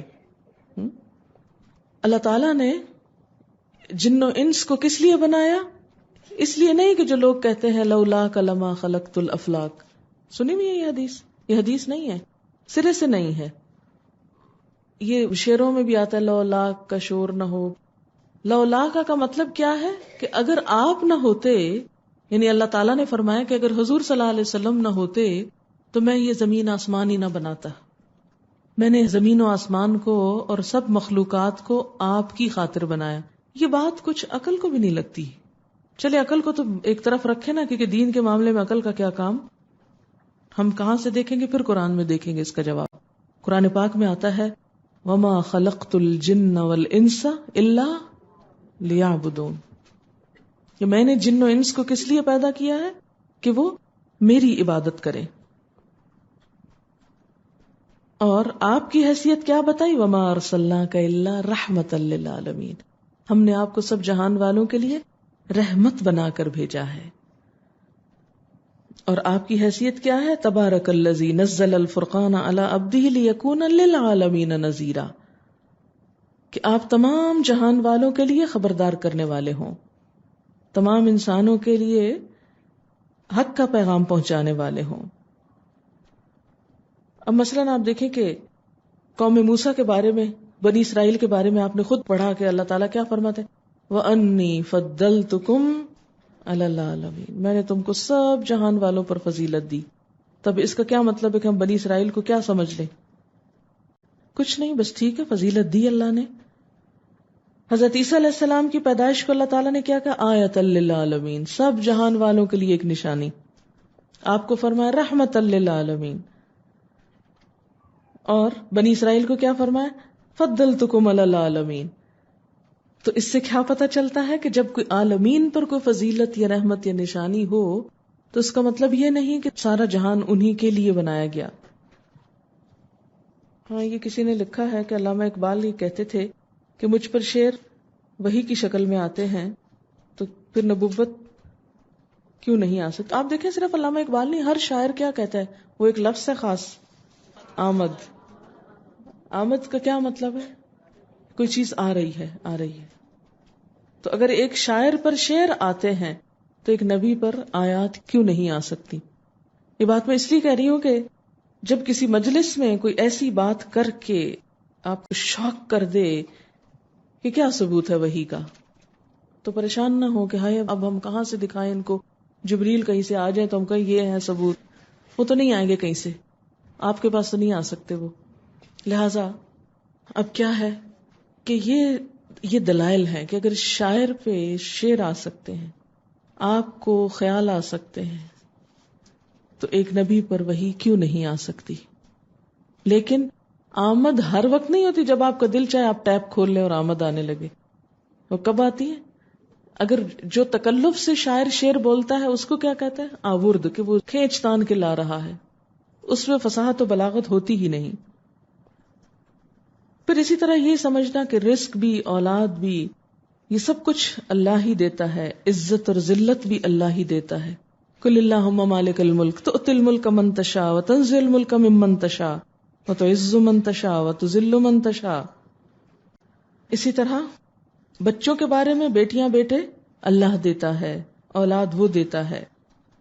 للہ ملک السماوات والارض یخلق ما یشاء یہب لمن یشاء اناثا ویہب لمن یشاء الذکور. اور ہمارے معاشرے میں لوگ بیٹے لینے کہاں جاتے ہیں. پھر اسی طرح رزق کی وسعت اور تنگی بھی اللہ کے ہاتھ میں. ہم کیا کہتے ہیں؟ کسی نے تعویذ کر دیا ہم پر، اس لیے ہمارا کاروبار ڈاؤن ہو گیا. یہ بہت زیادہ عام ہو گئی یہ بات کہ کسی نے ہم پہ کچھ کر دیا اس لیے ہمارا کاروبار ٹھپ ہو گیا. کسی کے کرنے سے کچھ نہیں ہوتا جب تک اللہ کا اذن نہ ہو. وہ جو ہاروت ماروت کا وہ ہوتا تھا نا، وہ ما یفرقون بہ بین المرء وزوجہ، میاں بیوی کے درمیان جدائی ڈالتے تھے. تو اس پر کیا ہوتا تھا؟ اس پہ اللہ تعالیٰ نے کیا فرمایا کہ اللہ کے اذن کے سوا وہ بھی کچھ نہیں کر سکتے تھے. چاہے کوئی لاکھ جادو کرے، لاکھ کلامیں پڑھے، لیکن جب تک اللہ نہ چاہے کوئی چیز نقصان نہیں دے سکتی، ہرگز. اور اللہ سے مدد مانگتے رہنا چاہیے. جو احتیاطی تدابیر اللہ تعالیٰ نے بتائی ہیں، جو دعائیں پڑھنے کو کہیں، وہ پڑھتے رہیے. نظر تو ٹھیک ہے، نظر تو ایسے ہی ہے جیسے کسی نے ڈنڈا مار دیا، یعنی نظر کی ریز. اب دیکھیں کہ نظر لگنا کہاں سے پروف کر سکتے ہیں؟ جیسے ایکس ریز ہوتی ہیں، الفا بیٹا گیما ریز ہوتی ہیں جس سے مختلف بیماریوں کے علاج کیے جاتے ہیں. پھر الٹرا وائلٹ ریز ہوتی ہیں جو انسان کے لیے نقصان دہ ہوتی ہیں. ان ریز کے ساتھ کیا ہو رہا ہے؟ تھراپی ہو رہی ہے، کڈنی سٹون نکالے جا رہے ہیں، آپریشنز ہو رہے ہیں، تو وہ بغیر کسی مادی سبب کے ریز کے ساتھ ہی ہو رہا ہے نا سب کچھ. تو ریز کا تو وجود ہے، ٹھیک ہے نا. تو نظر سے بھی ریز نکلتی. اگر ایک پتھر سے ریز نکل سکتی ہیں، اگر کسی دھات سے ریز نکل سکتی ہیں، کون سی دھات سے نکلتی ہیں؟ یورینیم. جی، اگر یورینیم سے ریڈیشن کے ذریعے ریز نکل سکتی ہیں تو کچھ آنکھوں سے بھی ریز نکلتی ہیں. اور اس میں کوئی شرک والی بات نہیں یہ کہنا کہ نظر لگ گئی ہے. اور اس میں بعض اوقات حسد کی نگاہ ہوتی ہے، بعض اوقات محبت کی بھی ہوتی ہے. اور آپ نے دیکھا ہوگا کہ اگر کوئی شخص آپ کو مسلسل گھورنا شروع کر دے تو آپ ہل جاتے ہیں. اس نے آپ کو آ کے ہاتھ سے تو کوئی نہیں ہلا، آپ کہاں سے ہلے؟ نفرتیں، محبتیں سب نگاہوں سے ٹپکتی ہیں. پھر اسی طرح کسی کو خوش کرنے کے لیے عبادت نہیں کرنی چاہیے. کوئی اچھا کام، کوئی نیک کام کسی انسان سے صلے یا جزا یا اس کی خوشنودی کے لیے نہیں ہونا چاہیے. کیونکہ جس نے دکھاوے کی نماز پڑھی اس نے شرک کیا، جس نے دکھاوے کا روزہ رکھا اس نے شرک کیا، جس نے دکھاوے کا صدقہ کیا اس نے شرک کیا. اسی طرح ڈرنا بھی اللہ سے چاہیے. فلا تخشوہم واخشونی، ان سے نہ ڈرو، مجھ سے ڈرو. محبت بھی اللہ سے کرنی چاہیے سب سے زیادہ. والذین آمنوا اشد حبا للہ، سب تعریف بھی اللہ کے لیے. الحمدللہ رب العالمین. اس کا مطلب نہیں کہ کسی انسان کی تعریف نہیں کرنی چاہیے. انسان کی تعریف کریں تو فوراً سوچیں کہ کیا شان ہے اس ذات کی جس نے یہ سب کچھ بنایا، یہ کسی انسان کو عطا کیا. فوراً اللہ کی طرف اس کو لے جائیں. پھر اسی طرح ہمیشہ زندہ رہنا یہ بھی اللہ تعالیٰ کی صفت ہے. کسی انسان کے بارے میں سمجھنا کہ اس کو موت نہیں آئے گی. جیسے کہ ہمارے ہاں بہت سارے لوگ کہتے ہیں کہ حضور صلی اللہ علیہ وسلم جو ہیں وہ فوت نہیں ہوئے. میں کبھی کبھی سوچتی ہوں کہ یہ کیوں کہتے ہیں؟ اگر آپ فوت نہیں ہوئے تھے، آپ کو غسل کیوں دیا گیا؟ آپ کو کفن کیوں پہنایا گیا؟ آپ کا جنازہ کیوں پڑھا گیا؟ آپ کو دفن کیوں کیا گیا؟ کیوں؟ یہ کام کس کے ساتھ ہوتے ہیں؟ زندہ انسان کے ساتھ. پھر آپ کہیں گے کہ کیا ہوا؟ آپ صلی اللہ علیہ وسلم کہاں ہیں؟ وہ اللہ تعالیٰ نے ان کے لیے جو خاص مقام رکھا تھا وہ وہاں چلے گئے. ان کے لیے بلند ترین مقام ہے، اعلیٰ ترین مقام ہے. لیکن یہ سوچنا کہ وہ زندہ ہیں اور ہماری باتیں سنتے ہیں اور ہماری مجلسوں میں آتے ہیں اور ہمارا حال جانتے ہیں، یہ اللہ کی صفات ہیں. کسی پیغمبر کی صفات یہ نہیں. اچھا، پھر آپ کہیں گے شہید کے بارے میں کیا خیال ہے؟ شہید زندہ ہوتے ہیں لیکن دنیا میں نہیں، عند ربہم، اپنے رب کے پاس. قرآن پاک میں کیا آتا ہے کہ شہیدوں کو کیا نہ کہو؟ لا تقولوا لمن يقتل فی سبیل اللہ اموات بل احیاء، بلکہ وہ زندہ ہے. لیکن کہاں زندہ ہے؟ سورۃ آل عمران کی آیت 169 میں آتا ہے بل احیاء عند ربہم، بلکہ وہ اپنے رب کے پاس زندہ ہیں. ان کی زندگی دنیا کی زندگی نہیں، کیونکہ دنیا کی زندگی ہو تو ان کو باہر ہی رکھ دیا جائے کہیں. عند ربہم، اور یرزقون، وہیں رزق دیے جاتے ہیں. اور ساتھ ہی فرمائے بل احیاء ولکن لا تشعرون، وہ زندہ تو ہیں لیکن ان کی زندگی کا تم کو شعور نہیں، تم نہیں سمجھ سکتے کہ وہ کیا زندگی ہے. پھر اسی طرح یہ کہ شہید دنیا میں آتے ہیں واپس پلٹ پلٹ کے. ظاہر ہے کہ کوئی بھی جا کر واپس نہیں آتا. شہید سے جب پوچھا جاتا ہے کہ اور کیا چاہیے اور کیا چاہیے تو وہ کیا کہتا ہے کہ میری ایک تمنا پوری ہے، میں پھر دنیا میں جاؤں اور پھر شہید ہو کر آؤں. لیکن وہ نہیں بھیجا جاتا. تو اگر شہید ہونے کے لیے نہیں بھیجا جاتا تو لوگوں کے حالات معلوم کرنے کے لیے کیسے بھیجا جائے گا ان کو؟ سورۃ یاسین میں بھی ایک آیت آتی ہے نا، وہ شخص جس کو مار دیا گیا تھا تو اس نے کیا کہا تھا؟ کاش میری قوم کو پتا چل جائے کہ میرے رب نے مجھے کس بات پہ بخش دیا اور مجھے عزت والوں میں شامل کر دیا. تو اس کی خبر پہنچائی گئی، وہ خود نہیں کچھ بھی بات آ کے بتا سکے. پھر اسی طرح بعض لوگ کہتے ہیں کہ جس طرح کسی بادشاہ سے ملنے کے لیے کوئی بیچ میں ہونا چاہیے، ایسے ہی اللہ تعالیٰ تک پہنچنے کے لیے کوئی بیچ میں ضرور ہونا چاہیے، اس کے بغیر نہیں وہاں جا سکتے. یہ بات وہی کہہ سکتا ہے جو اللہ تعالیٰ کو دنیا کا بادشاہ سمجھے، دنیا کے بادشاہوں کے جیسا بادشاہ سمجھے. جو شخص ایسا کرے کہ اللہ تعالیٰ کو عام بادشاہوں جیسا سمجھ لے تو وہ کیا ہے؟ اس نے تو ایک اور کام خراب کیا. اللہ کی ہستی، اللہ کی ذات کو کسی انسان سے تشبیہ نہیں دے سکتے. لیس کمثلہ شیء، اس جیسی کوئی چیز نہیں. فلا تضربوا للہ الامثال، اللہ کے لیے مثالیں مت بیان کرو. اس کے ہاں سفارش تو کی جا سکتی ہے لیکن جس کی وہ چاہے سنتا ہے. من ذا الذی یشفع عندہ الا باذنہ. اور سفارش کس کے لیے قبول ہوتی ہے؟ جس کے لیے اللہ چاہے. ولا تنفع الشفاعہ، سفارش نہیں کام آئے گی عندہ اس کے پاس، الا مگر لمن اذن لہ، جس کے لیے وہ اجازت دے. سفارش ہوتی بھی اس کے اذن سے ہے اور اس شخص کے لیے ہوتی جس کے لیے وہ اذن دیتا ہے، جس کے لیے وہ اجازت دے. لہذا یہ سمجھنا کہ ہم چاہے غلط کام کریں حضور صلی اللہ علیہ وسلم ہم کو چھڑا لیں گے، تو بالکل ایسے ہی نا کہ جیسے ذرا ایک لائن میں لگا لیں کچھ لوگوں کو، تصور میں لائیں ذرا میدان حشر، اللہ تعالیٰ کے عدالت ہے، کچھ لوگ لائن میں کھڑے ہیں، آپ صلی اللہ علیہ وسلم بھی ہیں، اور آپ فرما رہے کہ یا اللہ یہ شرابی ہے، پلیز اس کو معاف کر دیجئے، یہ رشوت لیتا تھا، اس کو ذرا آگے جنت میں بھیج دیجئے، یہ قاتل تھا، اس کو آپ جنت میں کر دیجئے، یہ جھوٹا تھا، اس کو بھی بخش دیجئے، اس نے کبھی نماز نہیں پڑھی تھی، اس کو بھی چھوڑ دیجئے. کیا ایسے ہی سفارش ہوگی؟ ہوگی؟ کہیں نہیں لکھا کہ ایسے ہوگی، لیکن ہم ایسی ہی سفارش سمجھتے ہیں.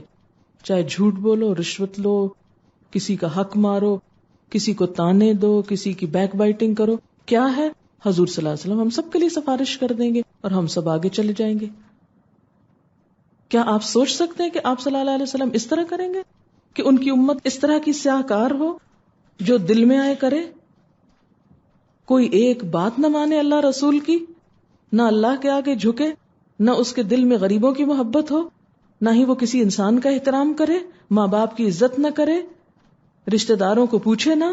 ایسی امت آپ صلی اللہ علیہ وسلم کھڑے ہو کر کہیں کہ ان میں سے ایک ایک مجرم کو بس آپ چھوڑتے جائیں کیونکہ یہ بائی چانس میری امت میں پیدا ہو گئے تھے. قرآن میں آتا ہے جس کے حق میں اجازت ملے گی صرف اس کے لیے سفارش ہوگی. لا تنفع الشفاعۃ عندہ الا لمن اذن لہ، جس کے لیے اللہ خود اجازت دے، ہاں آپ سفارش کیجیے، کیونکہ یہ ایک آنر دیا جائے گا آپ کو. منافقین کے بارے میں بھی کہا گیا تھا نا، استغفر لہم او لا تستغفر لہم، آپ ان کے لیے بخشش مانگیں یا نہ مانگیں. ان تستغفر لہم 70 مرۃ، آپ ان کے لیے 70 دفعہ بھی استغفار کریں، فلن یغفر اللہ لہم، اللہ ان کو ہرگز معاف نہیں کرے گا. یہ قرآن کی آیت ہے سورۃ التوبہ. قرآن اگر یہ بتاتا ہے ہمیں استغفر لہم، آپ ان کے لیے بخشش مانگیں، او لا تستغفر یا نہ مانگیں، ان تستغفر لہم 70 مرہ، آپ ان کے لیے 70 مرتبہ چاہیں تو استغفار کریں، لیکن اگر یہ ڈیزرو نہیں کرتے فلن یغفر اللہ لہم، اللہ اس استغفار کو بھی قبول نہیں کرے گا، ہرگز قبول نہیں کرے گا. کیوں؟ اس لیے کہ اصل اختیار کس کے پاس ہے؟ اللہ کے پاس. ہمارے معاشرے میں یہ سب بدعنوانیاں اور خرابیاں انہی غلط عقائد کی وجہ سے. وہ چھڑا لے گا، وہ بچا لے گا، وہ کام آ جائے گا، وہ لہذا جو دل چاہے کرو. تو اس کا یہ مطلب نہیں کہ سفارش کرائی نہیں جا سکتی. دنیا کے کسی کام میں کسی کی سفارش سے کوئی اچھا کام ہوتا تو اس کو اجر ملے گا. آخرت میں بھی آپ صلی اللہ علیہ وسلم کی سفارش ہوگی، لیکن کن کے لیے ہوگی؟ جن کے لیے اللہ تعالیٰ اجازت دیں کہ آپ کر دیجئے ان کے لیے. اور وہ کون ہوگے یہ اللہ ہی کو پتا ہے. اس بنیاد پہ ہم جان بوجھ کے غلط کام کرتے رہیں کہ چونکہ سفارش ہو جائے گی اس لیے چلو کرتے جاؤ جو چاہو. اس غلط عقیدہ شفاعت نے دروازہ کھول دیا لوگوں کو غلط کام کرنے کا.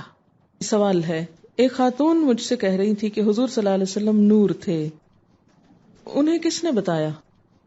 مثلاً کوئی بھی آپ سے کہتا ہے، میں بھی کہوں، کسی کو چھوڑیے، مثلاً یہی بات میں ہی کہوں آپ سے، تو آپ کا حق نہیں کہ مجھ سے پوچھیں بھی کہاں لکھا ہے. حق ہے نہ پوچھیں. کسی کے بارے میں بھی اور خصوصاً ایک نبی کے بارے میں بتانے کا حق کس کو ہے؟ قرآن میں ہمیں بتا دینا چاہیے تھا اللہ تعالیٰ کو کہ دیکھو وہ انسان نہیں تھے، وہ کچھ اور تھے. ان کے لیے قرآن میں کیا آتا ہے؟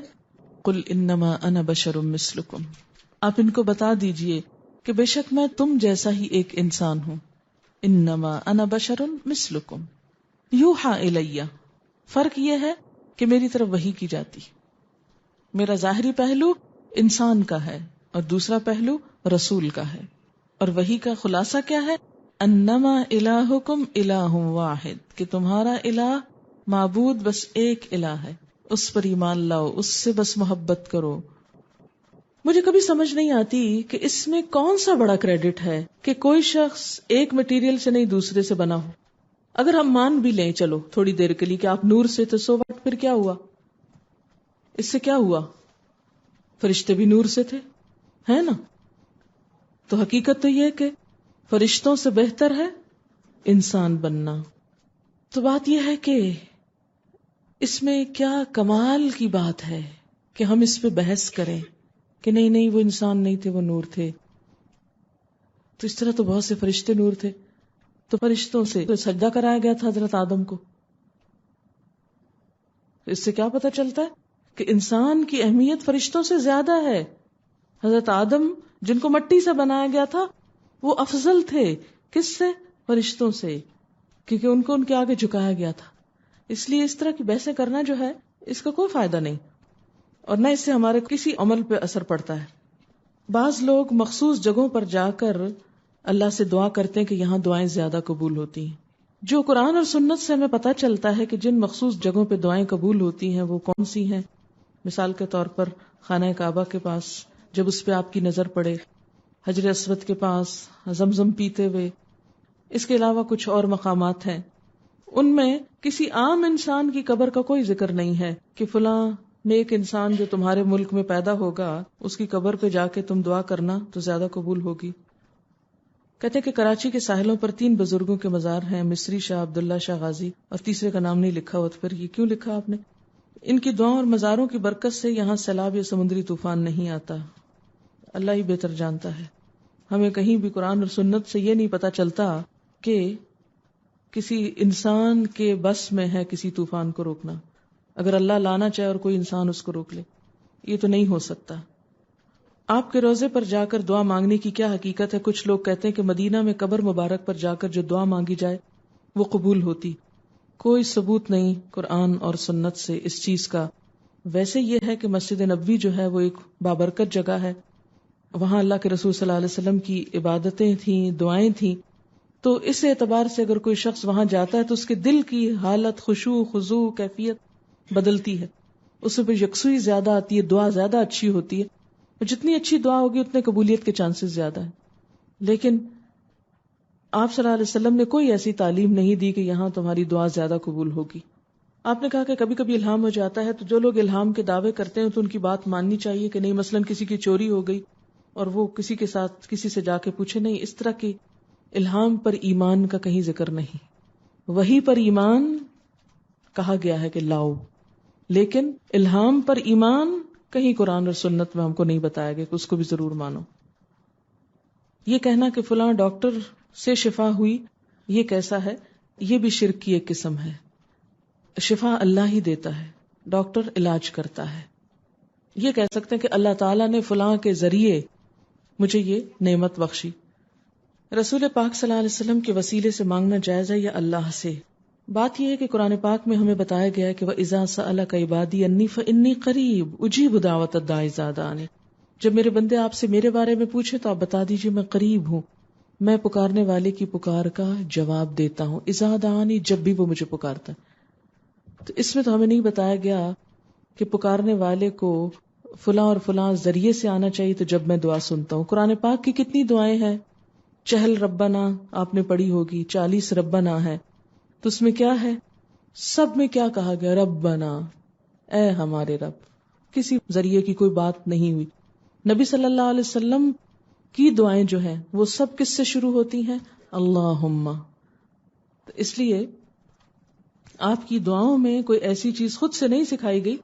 بعض اوقات کچھ لوگوں نے یہ ایسا ضرور کیا کہ انہوں نے نیک اعمال کی بجائے نیک لوگوں کا بھی وسیلہ دینا شروع کر دیا. تو یہ ان لوگوں کا اپنا خیال ہے. قرآن اور سنت میں دراصل کیا ہے کہ نیک اعمال کا وسیلہ دیا جا سکتا ہے. جیسے وہ ایک غار میں 3 لوگ جو بند ہو گئے تھے، انہوں نے کیا کیا تھا؟ اپنے نیک اعمال کے وسیلے کی بات کی تھی. لیکن انہوں نے بھی یہ نہیں کہا تھا کہ کسی آنے والے یا گزرے ہوئے پیغمبر کے وسیلے سے کوئی بات کی جائے. اس میں ہم یہ بھی دیکھتے ہیں، ایک صحابی نے یوں دعا کی کہ اے اللہ، میں تجھ سے سوال کرتا ہوں اس بات کے وسیلے سے کہ میں گواہی دیتا ہوں کہ بے شک تو ہی اللہ ہے، تیرے سوا کوئی معبود نہیں، تو اکیلا ہے، بے نیاز ہے، تیری کوئی اولاد نہیں، نہ تو کسی کی اولاد ہے، نہ کوئی تیرے برابر ہے. نبی صلی اللہ علیہ وسلم یہ سن رہے تھے. آپ نے فرمایا، اس ذات کی قسم جس کے قبضے میں میری جان ہے، اس شخص نے اللہ سے اس کے اسم اعظم کے وسیلے سے دعا کی. جو شخص اس وسیلے سے دعا کرے گا اللہ قبول فرمائے گا، اور جو مانگے گا ضرور دیا جائے گا. تو اس سے کیا پتہ چلتا ہے کہ اللہ کے جو نام ہیں ان کا وسیلہ آپ بنا سکتے ہیں. اس کی دلیل ملتی ہے. اسی طرح ایک نابینا صحابی نے حضور صلی اللہ علیہ وسلم کی خدمت میں عرض کیا کہ آپ اللہ سے دعا کریں کہ وہ میری بینائی لوٹا دے. تو آپ نے دعا کی، صحابی نے بھی دعا کی. تو کیا دعا تھی؟ اے اللہ، میں تجھ سے سوال کرتا ہوں اور تیرے نبی محمد صلی اللہ علیہ وسلم کے ذریعے تیری طرف متوجہ ہوتا ہوں، اور اے محمد صلی اللہ علیہ وسلم، میں آپ کے ذریعے اللہ کی طرف متوجہ ہوتا ہوں تاکہ میری حاجت پوری کی جائے. اے اللہ، آپ صلی اللہ علیہ وسلم جو سفارش کر رہے ہیں وہ قبول فرما. اللہ تعالیٰ نے دعا قبول کی اور صحابی کی بینائی لوٹ آئی. ٹھیک ہے، تو یہ آپ کی زندگی میں کیا ہوا کہ یا اللہ، جو آپ دعا کر رہے ہیں وہ آپ قبول کر لیجئے. وہ خود بھی کر رہے تھے اور آپ بھی کر رہے تھے، تو یہ چیز تو ملتی ہے. لیکن آپ کے بعد حضرت عمر نے جب قحط پڑا تھا تو اس طرح کی دعا کرنے کی بجائے کیا کہا کہ اے اللہ، ہم اپنے نبی صلی اللہ علیہ وسلم کو تیری طرف وسیلہ بناتے تھے، یعنی جب آپ زندہ تھے، اور تو بارش برساتا تھا. اب ہم اپنے نبی کے چچا یعنی حضرت عباس کو وسیلہ بناتے ہیں، کیونکہ اس وقت وہ یہ بھی تو کر سکتے تھے کہ پھر آپ ہی کو بناتے. تو انہوں نے کیا کیا؟ حضرت عباس کو بنایا. پھر اسی طرح